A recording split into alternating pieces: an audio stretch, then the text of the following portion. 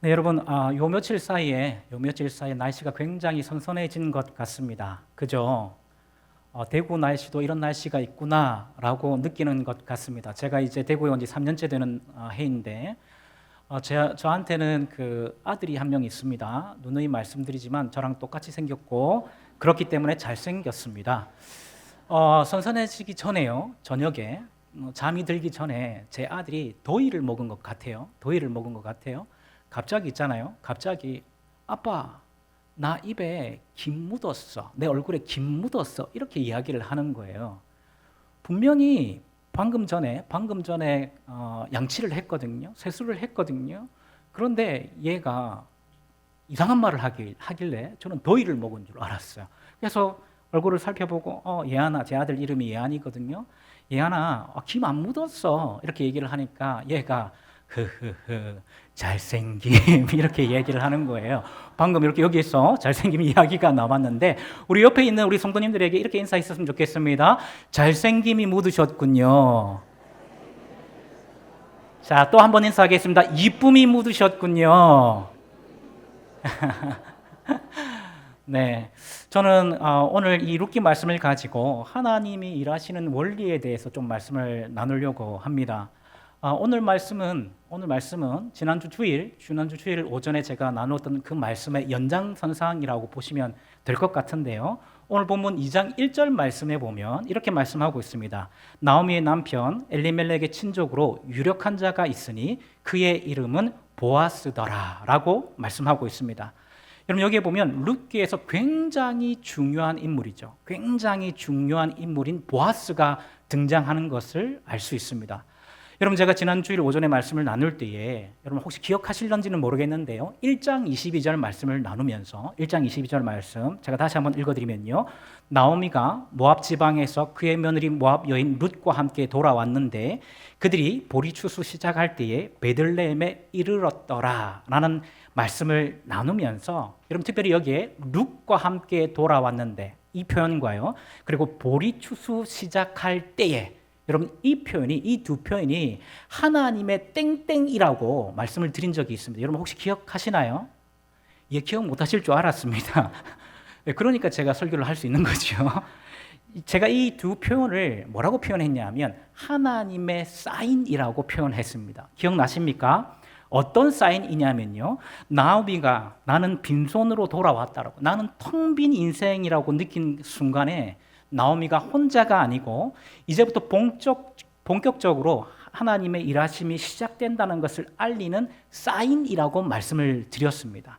그리고 이 사인 이후에 룻기 2장 1절부터 본격적으로 하나님의 일하심이 시작되는데요. 제일 먼저 보아스라는 사람이 등장하고 있다라는 것입니다. 여러분 이 구조 속에서 하나님의 일하심에 대한 중요한 해답이 있습니다. 그게 뭐냐면요. 하나님의 일하심은 사람을 통해서 이루어진다라는 사실입니다. 여러분 믿으십니까? 여러분 하나님의 일하심은 누구를 통해서 나타난다고요? 사람을 통해서 나타난다는 사실입니다. 여러분 지난주에도 제가 말씀드렸던 것처럼 이 룻기에는 하나님의 일하심이 잘 드러나 있습니다. 룻기 전체가 사실은 그 하나님의 일하심을 잘 보여주고 있는 성경입니다. 그런데 이 하나님의 일하심이 어떻게 드러나냐면요. 사람을 통해서 드러납니다. 특별히 룻과 보아스라는 사람을 통해서 이 하나님의 일하심이 드러난다는 것입니다. 그렇다면 여러분 이 보아스, 오늘 본문에 등장하는 이 보아스는 어떤 사람일까요? 여러분 2장 1절 말씀을 다시 한번 보시면요. 여기에 보니까 엘리멜렉의 친족이고 유력한 자라고 그렇게 소개하고 있습니다. 여러분 여기에서 어떤 표현이 중요하냐면요. 유력한 자라는 표현입니다. 유력한 자. 여러분 이 유력한 자라는 말은요. 이 구약 성경에서 굉장히 여러 의미로 사용되는데요. 경제적으로는요. 부유한 사람을 말하는 것입니다. 전쟁에서는 용맹한 사람. 그리고 도덕적으로는 평판이 좋은 사람을 의미하는 단어로 사용되는 것입니다. 한마디로 말하면 이 보아스가 모든 면에서 탁월한 사람이었다라는 것입니다. 그런데 이 보아스는요, 나오미에게 더 큰 의미가 있는 사람인데, 여러분 왜냐하면 이 보아스와 룻의 결혼을 통해서 나오미의 삶이 역전이 일어나기 때문입니다. 반전이 일어나기 때문입니다. 여러분 사실 나오미가 이스라엘 백성으로서의 완전한 지위를 회복하려면요, 이 텅 빈 나오미의 삶이 다시 채워지려면 나오미가 남편 엘리멜렉이 가지고 있었던 기업을 다시 회복해야만 했습니다. 여러분 여기서 이 기업은 무엇을 말하는 것이냐면요, 땅을 말하는 것인데요. 땅을 말하는 것인데, 여러분 이스라엘에서 땅은요 굉장히 중요한 개념입니다. 우리가 잘 알고 있는 것처럼 여러분 이 땅은 이스라엘 백성들에게 단순히 재산이 아니었습니다. 부동산이 아니고요. 이 땅을 통해서 하나님의 복이 흘러가고 이 땅을 통해서 하나님의 백성으로 정의되었기 때문에 땅이 없다라는 것은 영적인 의미로 하나님과의 관계가 끊어졌다는 말이고요. 하나님의 저주를 받은 것으로 그렇게 여겨졌습니다. 그래서 하나님은 그런 일들이 없도록 법적인 제도를 만들어 놓으셨어요. 여러분 그게 뭐냐면요, 우리가 잘 알고 있는 고엘 제도입니다. 고엘 제도. 가난 때문에 어쩔 수 없이 땅을 팔았다 할지라도 형제와 삼촌, 사촌과 친족 순으로 그 책임을 지게 해서요, 그 땅이 다시 원주인에게 돌아갈 수 있도록 법적으로 만들어 놓았다라는 것입니다. 여러분 이것을 뭐라고 표현하냐면 기업을 물은다라고 표현합니다. 기업을 물은다라고 표현하는데 이 기업을 물을 자 고엘 중에 하나가 보아스였다라는 것입니다. 여러분 그래서 룻기 2장 20절 말씀을 보면요, 나오미가 이렇게 말하죠. 나오미가 자기 며느리에게 이르되 그 사람은 우리와 가까우니 우리 기업을 물을 자 중에 하나이니라 하니라, 이렇게 말씀하고 있습니다. 여러분 그리고 여러분 룻기 4장 말씀을 넘어가 보면요, 룻기 4장 말씀으로 넘어가 보면 룻기 2장과 3장의 하나님의 일하심을 통해서요, 드디어 어떤 일이 일어나냐면 이 룻과 보아스가 결혼을 해서요 아들을 낳은 것을 볼 수가 있습니다. 여러분 4장 13절 말씀인데, 여러분 이 말씀 우리 다 같이 한번 읽어보실까요? 시작.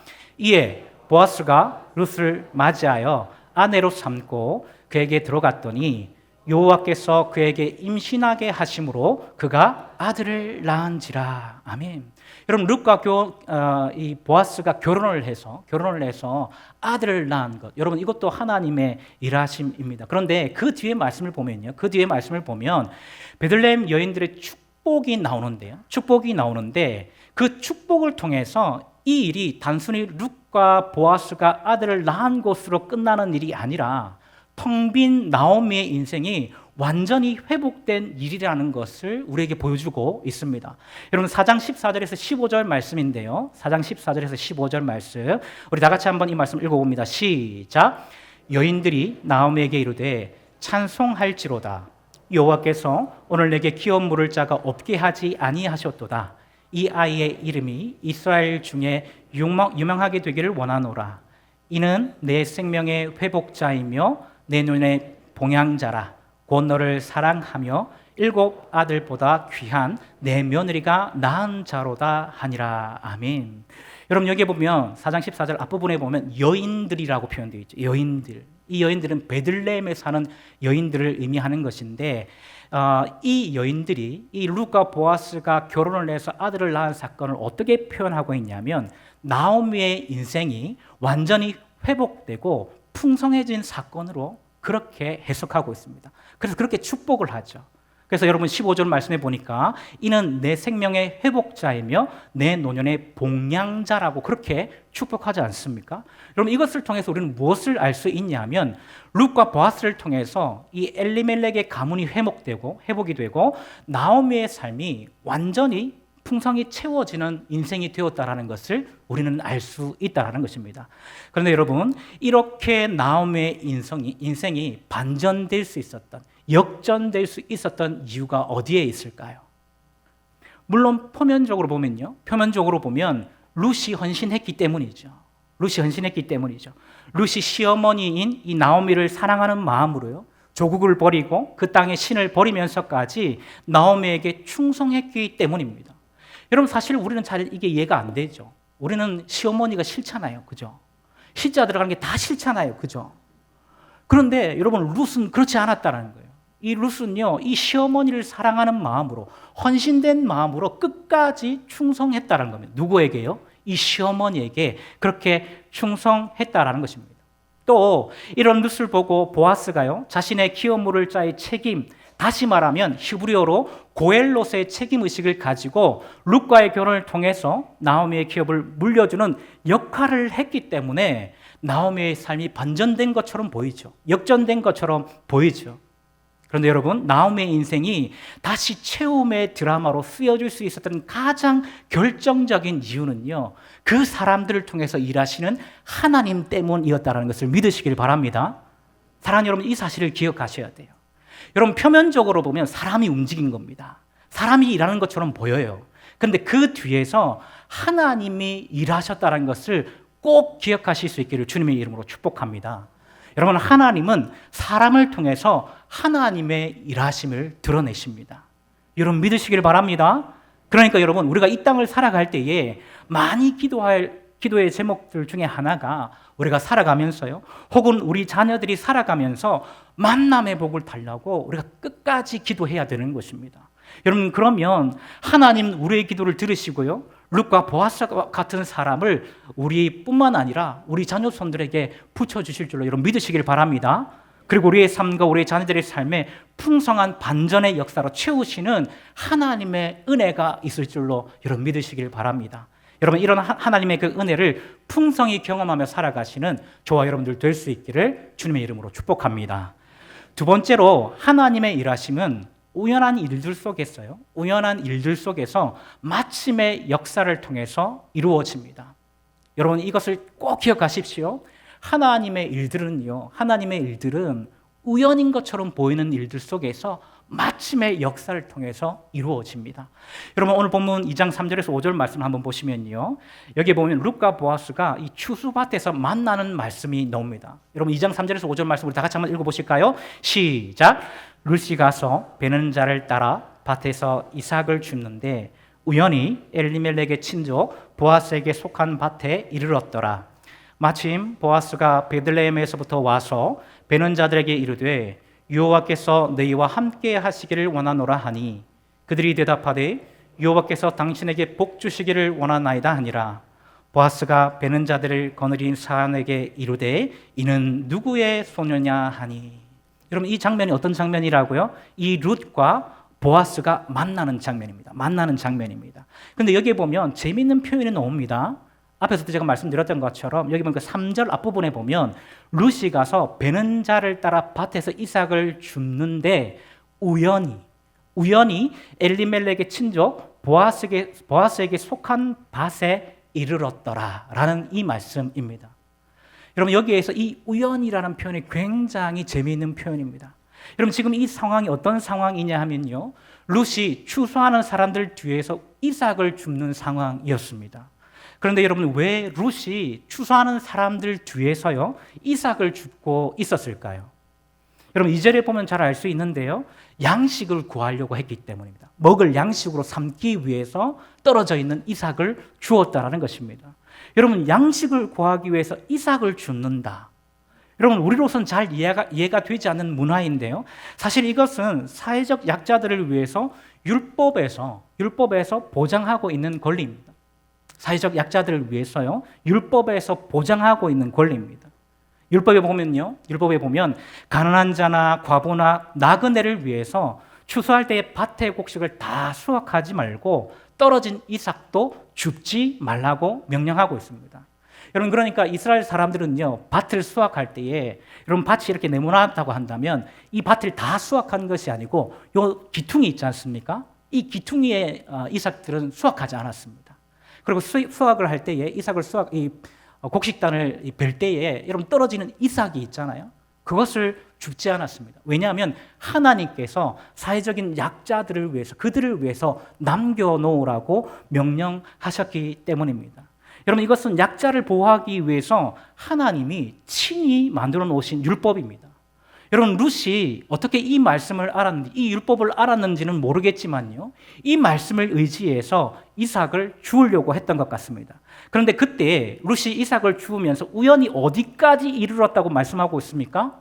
우연히 보아스의 밭에 이르렀다라고 말씀하고 있습니다. 여러분 여기서 우연히는요, 룻의 입장에서 인간적인 의도나 계획이 전혀 없었다라는 것을 강조하기 위해서 쓴 표현입니다. 그러니까 룻은요, 이삭을 주우면서 보아스의 밭에 한번 가봐야지 이런 생각을 가지고 보아스의 밭에 이르지 않았다라는 거예요. 그런데 룻은 우연히 보아스의 밭에 도착해서요, 거기에서 마침 누구를 만나요? 보아스를 만났다라고 말씀하고 있습니다. 여러분 4절에서 5절 말씀입니다. 마침 보아스가 베들레헴에서부터 와서, 이렇게 말씀하고 있죠. 마침 보아스가 베들레헴에서부터 와서, 여러분 이렇게 말씀하고 있습니다. 여러분 앞에서도 말씀드렸지만요, 이 보아스는 엘리멜렉의 친족이었고요, 모든 부분에서 탁월한 사람이었습니다. 모든 부분에서 유력한 자라고 그렇게 표현하고 있는데 탁월한 사람이었습니다. 그리고 제일 중요한 것은 나오미의 기업을 회복시켜줄 기업 물을 자 고엘이었는데, 여러분 그 보아스를 룻이 우연히 이삭을 줍다가 만난 것입니다. 여러분 생각해 보십시오. 이 보아스가 가지고 있는 밭이 한두 개였겠습니까? 여러분 경제적으로 부유한 자, 여러분 그게 유력한 자라고 제가 말씀드렸지 않습니까? 여러분 경제적으로 부유한 사람이었기 때문에 여러분 이 보아스에게 속한 밭이 한두 개였겠습니까? 여러분 그렇기 때문에 아마도 많은 곳에 이 보아스의 밭이 있었을 거예요. 그런데 그 많은 밭 중에 그 하나의 밭에 우연히 룻이 도착했을 때에 4절에 보니까 마침 보아스가 베들레헴에서부터 와서 이 룻과 보아스가 만나게 된 것입니다. 여러분 질문하겠습니다. 우연히 보아스의 밭에 룻이 이르렀을 때에 마침 보아스를 그 밭에 오게 하셔서 룻과 보아스를 만나게 하신 분이 누구이실까요? 믿으십니까? 진짜입니까? 하나님이십니다. 하나님. 여러분 믿으시길 바랍니다. 여러분 이렇게 우리 하나님은 우연같이 보이는 일들 속에서 하나님의 역사를 이루어 주시는 분이라는 사실입니다. 여러분 믿으시길 바랍니다. 여러분 이것이 무엇을 의미하냐면 사람의 관점에서는요, 우연같이 보이는 일들이라 할지라도 그 뒤에 반드시 하나님의 역사가 있다는 것을 잘 보여주는 말씀입니다. 여러분 꼭 기억하십시오. 이 세상에는 우연이 없습니다. 우연이 없습니다. 모든 일들은 하나님의 통치와 하나님의 섭리 가운데에 있습니다. 그래서 하나님은 룻이 우연히 보아스의 밭에 이른 것처럼 보이는 그 순간에 마침 보아스를 오게 하셔서 하나님의 섭리를 이루어 주셨다라는 것입니다. 여러분 우리 하나님이 바로 이런 하나님이심을 믿으시길 바랍니다. 사랑하는 여러분, 지금 이 세상은요, 우리를 자꾸 착각하게 만들어요. 자꾸 착각하게 만듭니다. 어떻게 착각하게 만드냐면요, 이 세상은 우리에게 일어난 모든 일들이 마치 우연처럼 우리에게 일어난 것으로 그렇게 우리에게 착각을 불러일으킵니다. 여러분 이것은 이 사탄의 교묘한 노림수이기도 한데요, 그래서 우리가 하나님을 기대하지 못하게 하고요, 그리고 하나님을 의지하지 못하게 하는 것입니다. 여러분 무엇이 이렇게 만든다고요? 우리에게 일어난 이 많은 일들, 우리의 인생이 우연인 것처럼 느끼는 사람들이 결국에는 하나님을 기대하지 않고요, 하나님을 의지하지 않으면서 살아가게 되는데, 여러분 이것이 이 세상이 우리에게 불러일으키는 착각이고요, 이것이 사탄이 노리는 교묘한 노림수라는 것입니다. 여러분 이럴 때에 우리가 어떻게 해야 할까요? 여러분 정신을 단디 차리고요. 어떻게 차려야 된다고요? 단디. 뭘 차려야 된다고요? 정신을 단디 차리고요. 이럴 때일수록 우리가 더 신앙의 기본으로 돌아가야 되는 것입니다. 여러분 신앙의 기본이 무엇입니까? 여러분 신앙의 기본은요, 크게 두 가지죠. 첫 번째는 뭐죠? 하나님의 말씀입니다. 여러분 믿으십니까? 여러분 이것이 우리 신앙의 두 축 중에 하나예요. 두 축 중에 하나. 하나님의 말씀. 우리는 하나님의 말씀을 읽을 때에요, 하나님의 다스리심과 통치를 알게 됩니다. 왜냐하면 이 말씀에는 하나님의 섭리가 가득 차 있기 때문입니다. 특별히 여러분, 우리는 내일부터 한 달간의 이 보충 기간을 마치고 다시 리딩 지저스 성경 통독을 진행합니다. 여러분, 우리가 다시 통독을 진행할 때에 말씀 속에 드러난 이 하나님의 섭리를 풍성히 깨달아 하는 저와 여러분들 될 수 있기를 주님의 이름으로 축복합니다. 여러분 이 성경 통독에 여러분 많이 참여해 주시면 좋겠습니다. 그리고 그 말씀을 통하여서 하나님의 섭리를 깨닫고요. 그 하나님의 섭리하심과 다스리심이 우리의 삶 가운데 풍성히 드러날 수 있기를 주님의 이름으로 축복합니다. 여러분 그리고 신앙의 기본 두 번째는 뭘까요, 여러분? 두 번째는 기도입니다. 기도. 여러분 기도. 여러분 우리가 기도할 때에 말씀으로 읽었던 하나님의 섭리하심이 우리의 삶에서 이루어지는 것을 경험하면서요. 하나님의 섭리를 우리가 깨닫게 되지요. 여러분 이 사실을 꼭 기억하시길 바랍니다. 그러니까 말씀과 기도는요. 쌍으로 같이 가야 되는 거예요. 떨어질 수가 없는 겁니다. 여러분 말씀과 기도는 같이 가야 되는 겁니다. 여러분 제가 이번 주에 어떤 성도님과 신방을 하다가요. 저도 모르게 예전에 경험했었던 일들을 같이 나눈 적이 있었습니다. 어떤 이야기였냐면 제가 결혼하기 직전에 있었던 일이었습니다. 여러분 제가 누누이 말씀드리지만 저는 28살 때 결혼하는 위대한 사람입니다. 제가 이렇게 표현하는 이유는 저도 제가 그때 결혼할 줄 몰랐어요. 저는 제가 그때 결혼을 할 수 없다라고 생각했는데 상황적으로 보나 여러 가지 역견으로 보면 제가 여러분 결혼했을 때에 100만 원 가지고 결혼했다고 제가 말씀드렸잖아요. 그죠? 여러분 여러 가지 상황상으로 제가 결혼할 수 없는 상황인데 강권적인 하나님의 은혜를 통해서 제가 그때 결혼할 수 있게 되었습니다. 그때 이제 결혼을 준비할 때에 아내가 직장을 구하고 있는 그런 상황이었습니다. 그래서 아내가 여러 회사에 지원을 했는데 여러 회사에 지원을 했는데 계속 직장을 구하지 못하고 있는 그런 상황이었습니다. 여러분 저는 그때 아직도 대학을 다니고 있는 상황이었습니다. 대학교 3학년인 그런 상황이었고요. 그리고 그때에 결혼식 날짜를 잡아 놓은 상황이었습니다. 12월 15일 날로 날짜를 이제 확정해 놓은 그런 상황이었습니다. 그런데 아내가 저도 이제 직장이 없잖아요. 저도 학교를 다니고 있는 상황이니까 아내도 이제 직장을 구하지 못하면 결혼을 해서 정말 손가락을 빨고 살아야 되는 그런 상황이 벌어질 수도 있는 상황인 거죠. 여러분 그래서 제가 얼마나 열심히 기도했겠습니까? 여러분 기도를 하는데 어느 날 있잖아요. 어느 날 갑자기 제 마음속에 이런 확신이 드는 거예요. 그때가 한 2월 말쯤이었던 걸로 기억이 나는데요. 갑자기 제 마음속에 부활절이 지나면 아내가 직장을 구할 수 있을 것이라는 확신이 드는 것입니다. 그래서 제가 그 확신을 이제 겪고 난 다음에 경험하고 난 다음에 제 아내와 장모님에게 그대로 이야기를 해드렸어요. 여러분 결과적으로 어떻게 되었을까요? 여러분 시간이 지나서요. 4월 초 이제 부활절이 있는 그 주 목요일까지 여러분 정말 놀랍게도 정말 신기하게도요. 단 한 통의 전화가 안 오는 거예요. 그렇게 많이 우리 집사람이 어플라이를 하는데 지원을 하는데 여러분 그 수많은 회사에서 단 한 통의 전화도 안 오는 것입니다. 여러분 그런데 부활절이 있는 그 주 금요일 날 여러분 어떤 일이 벌어진 줄 아십니까? 부활주일이 있는 그 주 금요일 날 어떤 회사에서 전화가 온 거예요. 그러면서 이 회사에서 면접을 보러 오라고 하는 거예요. 면접을. 여러분 그날이 언제냐면요. 부활주일이 주일이 있지 않습니까? 부활절이 주일이 있는데 주일을 지나고 그 부활절을 지나고 월요일 날 면접을 보러 오라는 거예요. 그러면서 이 회사에서 우리랑 같이 일했으면 좋겠다라고 이야기를 했다라는 거예요. 여러분 이 정도만 돼도 있잖아요. 제 아내는 굉장히 신기해했었습니다. 왜냐하면 제 아내는 모태신앙이니까요. 여러분 이런 기도 응답을 받아본 적이 없는 거예요. 물론 이제 이때까지만 해도 이게 기도 응답인지 아닌지 확실치 않았지만 전화상으로 같이 일했으면 좋겠다고 하고 제가 말한 것처럼 부활절이 있는 그 다음 날에 면접을 보러 오라고 하니까 이게 하나님의 응답이 확실하다고 그렇게 생각을 했었던 것 같습니다. 그러니까 제 아내는 굉장히 이 일을 신기해했었습니다. 그리고 그렇게 놀라워하는 아내에게 제가 아내의 직장을 위해서 기도하고 있었던 기도 제목을 이야기해 주었습니다. 여러분 저는 아내의 직장을 구할 때에 두 가지 기도 제목으로 기도를 했었습니다. 첫 번째는 뭐냐면 아내가 전공과 관련된 회사로 취직을 했으면 좋겠다. 이게 첫 번째 기도 제목이었습니다. 그리고 두 번째는 뭐였냐면 전공 관련 회사에 취직하는 만큼 그에 맞는 대우를 받았으면 좋겠다라는 것이었습니다. 그래서 구체적으로 아내가 최소한 이 정도의 월급은 좀 받았으면 좋겠다라고 그렇게 기도를 했습니다. 여러분 그런데 아내가 여기까지 말을 딱 듣다가요. 이렇게 말을 했습니다.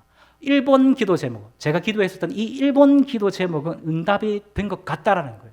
이미 같이 일을 하고 싶다라고 그렇게 얘기를 했으니까요. 그래서 자기가 전화를 했다라고 그렇게 회사에서 얘기를 했으니까 1번 기도 제목은 응답이 된 것 같다라고 이야기를 하는 겁니다. 그런데 2번 기도 제목은 응답이 안 될 것 같다고 이야기를 하는 거예요. 왜냐하면 그쪽에서 이미 구체적으로 받게 될 월급을 미리 알려줬다는 겁니다. 그래서 이 회사에서 알려준 금액이 얼마였냐면 제가 기도했던 그 금액, 월급보다 정확하게 20만 원이 적은 금액이었습니다. 정확하게 20만 원이 적은 금액이었습니다. 그래서 제가 아내에게 이렇게 얘기했습니다. 이상하다. 다른 기도 제목은 다 맞아 떨어졌는데 왜 이 기도 제목만 맞아 떨어지지 않았을까? 왜 들어주지 않으셨을까? 혹시 이 회사가 아니라 다른 회사를 하나님 예비해 두셨나? 라고 얘기하면서 그래도 하나님이 또 어떻게 하실지 모르니까 면접 잘 보고 오라고 그렇게 이야기를 끝냈었습니다. 그리고 이제 부활절이 지나고요. 아내가 월요일에 이 면접을 보러 간 거예요. 여러분 그날 저녁에 제가 아내를 만났을까요? 안 만났을까요? 당연히 만났겠죠. 여러분 제 아내가 저를 보자마자 정말 이런 표현 죄송합니다. 미친 듯이 웃기를 시작하는 거예요. 정말 계속 웃는 거예요. 느낌이 좀 쎄하잖아요, 여러분. 느낌이 좀 이상하잖아요. 이상하죠. 그래서 제가 본능적으로 이렇게 물었습니다. 혹시 월급 올랐나? 이렇게 물어본 거예요. 그러니까 제 아내가 막 웃다가요. 대답은 못하고 고개만 끄덕끄덕거리는 거예요. 고개만 끄덕끄덕거리는 겁니다. 그래서 제가 나중에 이 아내한테 이야기를 들어보니까요. 제 아내가 이제 사장님하고 직접 이 면접을 봤는데요.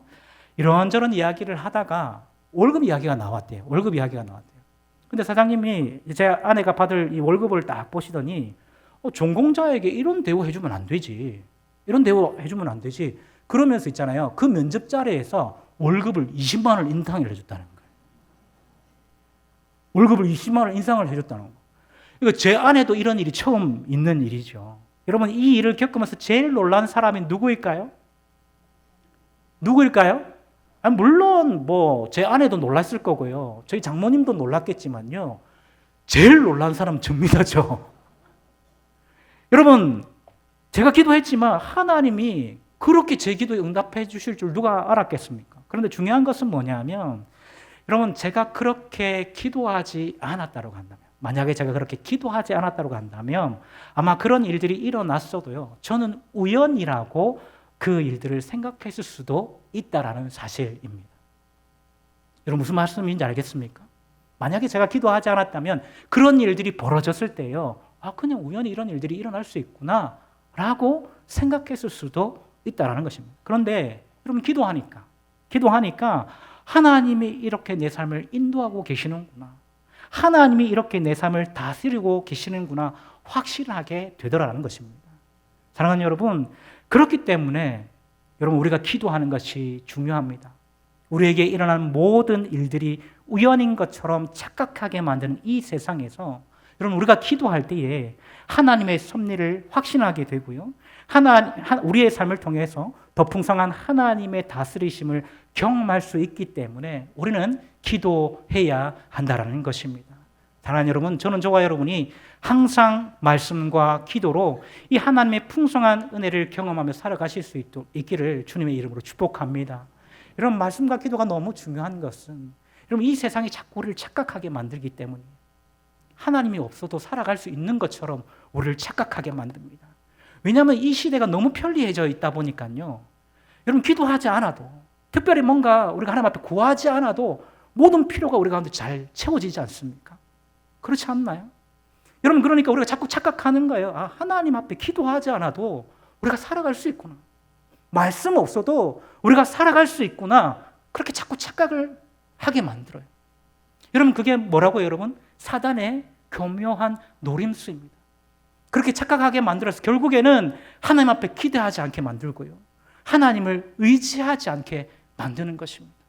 사랑하는 여러분, 저는 저와 여러분들이 이 착각에서 빨리 벗어날 수 있기를 주님의 이름으로 축복합니다. 여러분 그렇게 하기 위해서는 어떻게 해야 된다고요? 하나님의 말씀을 통해서 하나님의 섭리를 깨달아야 돼요. 그리고 기도를 통해서 이 하나님의 다스리심을 직접적으로 경험해야 합니다.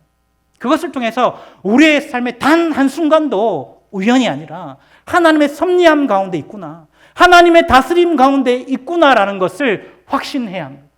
이런 그때의 성도가 강해지는 거예요. 그때 이 성도가요, 이 세상과 맞짱 뜰 수 있는 것입니다. 이 세상과 싸워 이길 수 있는 것입니다. 여러분, 이 세상이 얼마나 거대합니까? 우리 힘으로는 싸워 이길 수가 없어요. 하나님의 도우심이 없으면 여러분 절대로 싸워 이길 수가 없는 존재가 여러분 이 세상 아닙니까? 그런데 이 세상은 자꾸 우리를 착각하게 만들어서 하나님을 의지하지 못하게 만드는 거예요. 여러분, 이 착각에서 빨리 벗어나야 됩니다. 여러분, 좀 살만해지셨습니까? 여러분의 삶이 좀 윤택해지셨습니까?